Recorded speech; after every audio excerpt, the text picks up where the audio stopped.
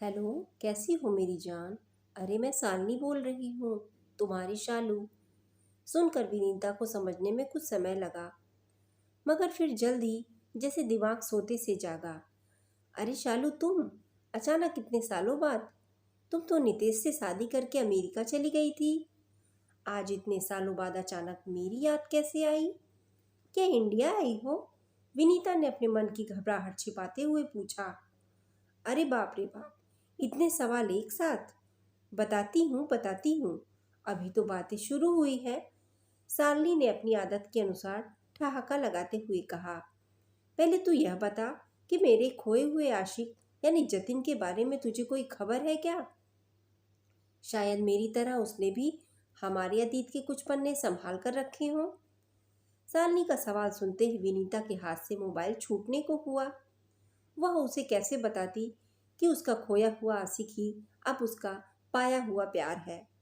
जिन अतीत के पन्नों की बात शालू कर रही थी, वही पन्ने उसके जाने के बाद विनीता वर्तमान में पढ़ रही है। हाँ, वही जतिन जो कभी शालू का आशिक हुआ करता था, आज विनीता का पति है। विनीता को एकाएक कोई जवाब नहीं सूझा, तो उसने 4-5 बार हेलो हेलो कहकर फ़ोन को काट दिया और फिर उसे स्विच ऑफ भी कर दिया। वह फिलहाल सालू के किसी भी सवाल का जवाब देने की स्थिति में नहीं थी। विनीता बेडरूम में आकर कटे पेड़ की तरह ढह गई। न जाने कितनी ही बातें, कितनी ही यादें थीं जो एक एक करके आंखों के रास्ते गुजर रही थी। कौन जाने आंखों से यादें बह रही थी या आंसुओं का सैलाब। कैसे भूल सकती है विनीता कॉलेज के आखिरी साल के वे दिन, जब शालिनी ने अचानक नितेश से शादी करने के अपने पापा के फैसले को हरी झंडी दे दी थी। विनीता ने क्या कम समझाया था उसे।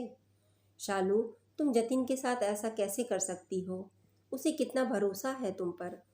वह बहुत प्यार करता है तुमसे। तुमसे वह टूट जाएगा सालू। मुझे तो डर है कहीं कुछ उल्टा सीधा ना कर बैठे। विनीता को सालू की बातों पर विश्वास नहीं हो रहा था। एक वही तो थी इस रिश्ते की चश्मदीद गवाह। बी प्रैक्टिकल यार, प्यार अलग चीज है और शादी अलग। नितेश से जो मुझे मिल सकता है वह जतिन कभी नहीं दे सकता। नितेश एयर इंडिया में पायलट है, महानगर में शानदार फ्लैट, अच्छी नौकरी, हैंडसम पर्सनालिटी, रोज विदेश के दौरे करता है। ये सब जतिन मुझे नहीं दे पाएगा। उसे तो अभी सेटल होने में वर्षों लग जाएंगे। तब तक तो मैं बूढ़ी हो जाऊंगी। शालू ने आदतन ठहाका लगाया। देख शालू, तुझे जो करना है वह कर, मगर प्लीज फाइनल एग्जाम तक इस बारे में जतिन को कुछ मत बताना, वरना वह एग्जाम भी नहीं दे पाएगा। उसका फ्यूचर खराब हो जाएगा। बिन्नी की उसके सामने लगभग गिड़गिड़ा उठी। ओके डन, अब मगर तू क्यों इतनी मरी जा रही है उसके लिए? सालू बिन्नी पर कटाक्ष करते हुए क्लास से चली गई। फाइनल परीक्षा खत्म हो गई। आखिरी पेपर के बाद तीनों कॉलेज कैंटीन में मिले थे। तभी शालू ने नितेश के साथ अपनी सगाई की खबर सार्वजनिक की थी। विनीता की नज़र लगातार जतिन के चेहरे पर ही टिकी थी। वह संज्ञा शून्य सा बैठा हुआ था। उन दोनों को सकते में छोड़कर शालू कब की जा चुकी थी। विनीता किसी तरह जतिन को वहां से उठाकर ला ही पाई थी। नितेश से शादी करके 2 महीने में शालू अमेरिका चली गई और उसे फाड़ के पन्नों के तरीके फेंक गई। टूटा और हारा हुआ अपने आशिक जिसे विनीता ने न केवल संभाला बल्कि सवार निखार भी दिया। शालू की बेवफाई के गम को भुलाने के लिए जतिन ने अपने आप को पढ़ाई में डुबो दिया। विनीता ने उसके आंसुओं को कंधा दिया। वह लगातार उसका हौसला बढ़ाती रही।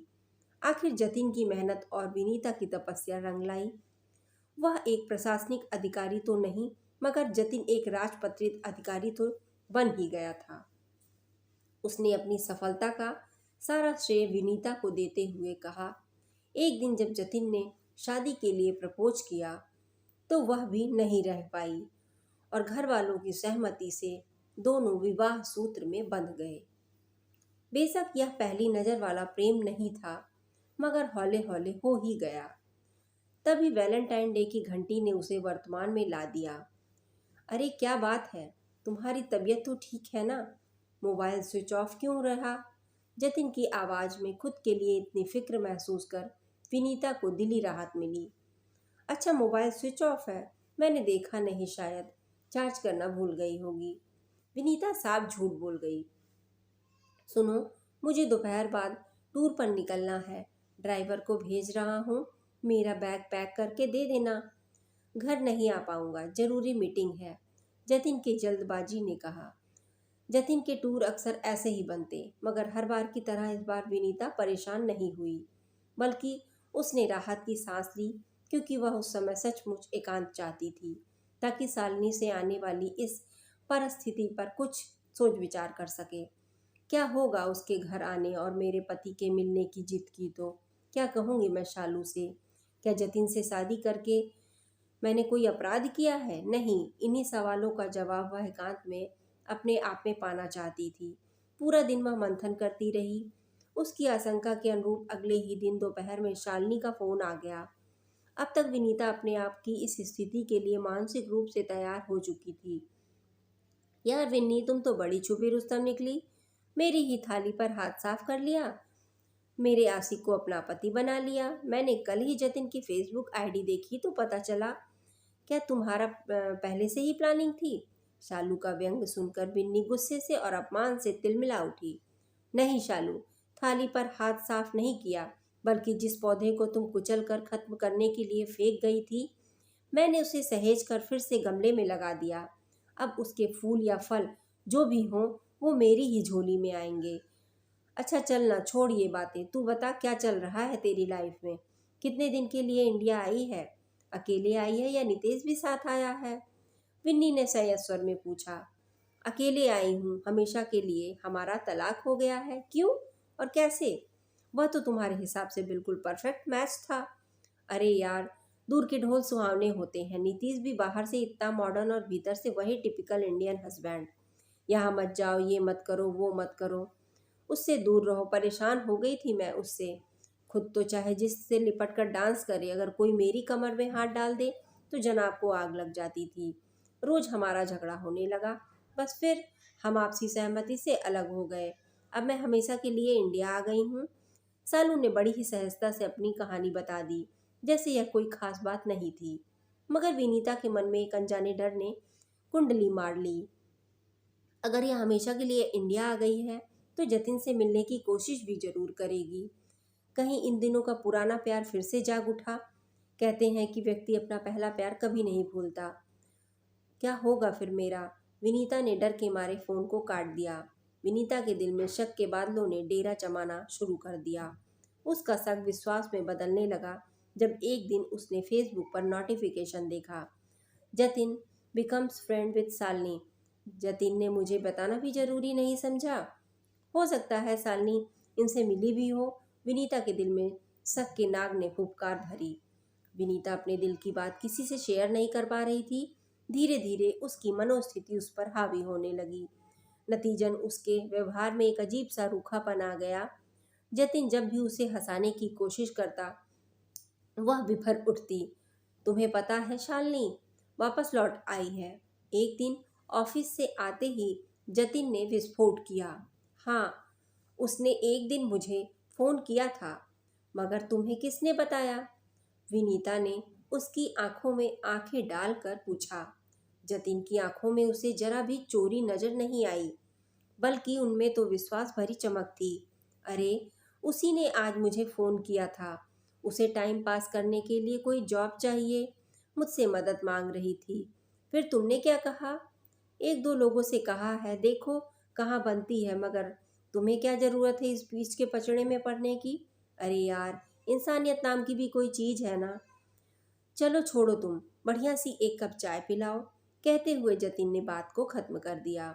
मगर यह बात इतनी आसानी से कहाँ ख़त्म होने वाली थी। विनीता के कानों में रह रहकर शालिनी की चैलेंज देती आवाज़ गूंज रही थी।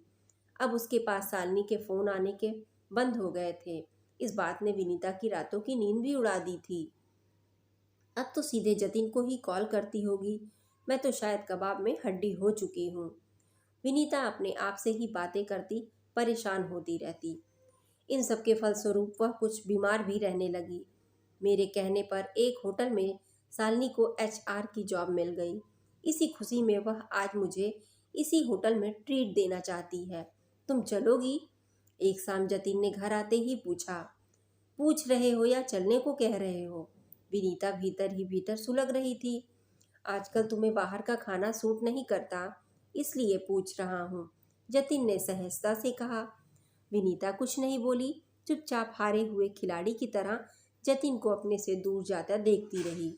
धीरे धीरे उसने चुप्पी साध ली। उसने जतिन से दूरी बढ़ानी शुरू कर दी। उनके रिश्ते में ठंडापन आने लगा। वह मन ही मन अपने आप को जतिन से तलाक लेने के लिए तैयार करने लगी। वही जतिन उसे उस बीमारी के लक्षण समझकर बहुत ही सामान्य रूप से ले रहा था। हमेशा की तरह वह उसे घर आते ही ऑफिस से जुड़ी मज़ेदार बातें बताता था। इन दिनों उसकी बातों में शालिनी का जिक्र भी होने लगा था। हालांकि शालू कभी उनके घर नहीं आई, मगर जतिन के अनुसार वह कभी कभार उससे मिलने ऑफिस आ जाती। वह भी एक दो बार उसके बुलावे पर होटल गया था। जतिन की साफ गोई के विपरीत विनीता इसे अपने खिलाफ शालिनी की साजिश समझ रही थी। भीतर ही भीतर घुटती विनीता आखिरकार एक दिन हॉस्पिटल के बिस्तर पर पहुंच गई। जतिन घबरा गया। वह समझ नहीं पा रहा था कि हंसती खेलती विन्नी को अचानक क्या हो गया। ठीक है, वह पिछले कुछ दिनों से परेशान थी, मगर स्थिति इतनी बिगड़ जाएगी यह उसने कल्पना भी नहीं की थी। जतिन उसके अच्छे से अच्छे इलाज करवा रहा था। जतिन की गैर मौजूदगी में एक दिन अचानक शालिनी उससे मिलने हॉस्पिटल आई। बिन्नी अनजाने डर से सिहर गई। थैंक यू बिन्नी, तुम्हारी बीमारी ने मेरा रास्ता बहुत आसान कर दिया। तुम जतिन से जितनी दूर जाओगी वह उतने ही मेरे करीब आएगा, शालिनी ने बेशर्मी से कहा। उसने जतिन के साथ अपनी कुछ सेल्फियां भी उसे दिखाईं, जिनमें वह उसके साथ मुस्कुरा रहा था। साथ ही कुछ मनगढ़ंत चटपटे किस्से भी परोस दिए। सालू की बात सुनकर विनीता मन ही मन इस रिश्ते के सामने हथियार डाल दिए। जतिन, तुम सालू को अपना लो, अब तो तलाक की बाध्यता भी नहीं रहेगी। मैं ज़्यादा दिन तुम्हें परेशान नहीं करूंगी। विनीता के मुंह से ऐसी बात सुनकर जतिन चौंक गया। बोला, आज तुम ये कैसी पागलों सी बातें कर रही हो? और यह सालू कहाँ से आ गई हमारे बीच में? तुम्हें मुझसे कुछ छुपाने की ज़रूरत नहीं है, मुझे सालू ने सब बता दिया। बिन्नी ने किसी तरह अपनी सुबकाई को रोका, मगर आंखें तो फिर भी छलक ही उठी। तुम उस सिरफिरे सालू की बातों पर भरोसा कर रही हो, मेरी बात पर नहीं। बस इतना ही जानती हो अपने जतिन को। अरे लाखों सालू भी आ जाएं, तब भी मेरा फैसला तुम ही रहोगी। मगर शायद गलती तुम्हारी भी नहीं होगी। जरूर मेरे प्यार में कोई कमी रही होगी। मैं ही अपना भरोसा कायम नहीं रख पाया। मुझे माफ़ कर दो बिन्नी, इस तरह मुझसे दूर जाने की बात ना करो। जतिन भी रोने को होने को आया। यह सब बातें मैं अपने आप को समझाने की बहुत कोशिश करती हूँ, मगर दिल में कहीं दूर से आवाज़ आती है, बिन्नी तुम यह कैसे भूल जाती हो कि शालू ही वह पहला नाम है जो जतिन ने अपने दिल पर लिखा था। पर फिर भी दो कदम पीछे हट जाती हूँ। मुझे इस बात से इनकार नहीं कि शालू का नाम मेरे दिल पर लिखा है, मगर तुम्हारा नाम तो खुद गया है मेरे दिल पर। और खुदी हुई इमारतें कभी मिटा नहीं करती पगली। तुमने मुझे न केवल जिंदगी दी बल्कि जीने का मकसद दिया है। तुम्हारे बिना मैं कुछ नहीं हूँ और ना मेरी जिंदगी। अगर इस बीमारी की वजह सालू है तो मैं आज ही इसे जड़ से ख़त्म कर देता हूँ। अभी होटल के मालिक को फ़ोन करके सालू की नौकरी हटाने को कह देता हूँ, फिर जहाँ उसकी मर्जी वहाँ जाए। कहकर जतिन ने मोबाइल निकाला। नहीं जतिन, रहने दीजिए। शायद सारी गलती मेरी थी। मुझे अपने प्यार पर भरोसा रखना चाहिए था, मगर मैं नहीं रख पाई। आशंकाओं के अंधेरे में भटक गई थी। मेरी आशंकाओं के बादल अब छट चुके हैं। हमारे रिश्ते को किसी सालू से कोई खतरा नहीं। विनीता मुस्कुरा दी। तभी जतिन ने मोबाइल उठाया और शालिनी को कॉलिंग देखकर मुस्कुरा दिया। उसने मोबाइल को स्पीकर पर कर दिया और बोला, हेलो जतिन, फ्री हो तो क्या हम कॉफ़ी पी सकते हैं? वैसे भी बिन्नी तो हॉस्पिटल में है, आ जाओ। शालिनी ने मचलते हुए कहा, बिन्नी कभी भी हमेशा मेरे साथ दिल में होती है, और हाँ, यदि तुमने मुझे लेकर कोई गलतफहमी पाल रखी है तो प्लीज़ भूल जाओ। तुम मेरी बिन्नी की जगह कभी नहीं ले सकती। Now bye. जतिन संयत रखते हुए, बाय एंड थैंक्स सालू हमारे रिश्ते को और भी मजबूत बनाने के लिए। बिन्नी भी खिलखिलाकर जोर से हंस पड़ी और फिर जतिन ने फोन काट दिया। दोनों देर एक दूसरे के हाथ थामे अपने रिश्ते की गर्माहट महसूस करते रहे। तो दोस्तों, ये छोटी सी कहानी आपको कैसी लगी कमेंट में ज़रूर शेयर करें। अगर कहानी पसंद आई हो तो चैनल को लाइक शेयर और सब्सक्राइब करना बिल्कुल भी ना भूलें। मिलते हैं एक नई कहानी के साथ, तब तक के लिए धन्यवाद।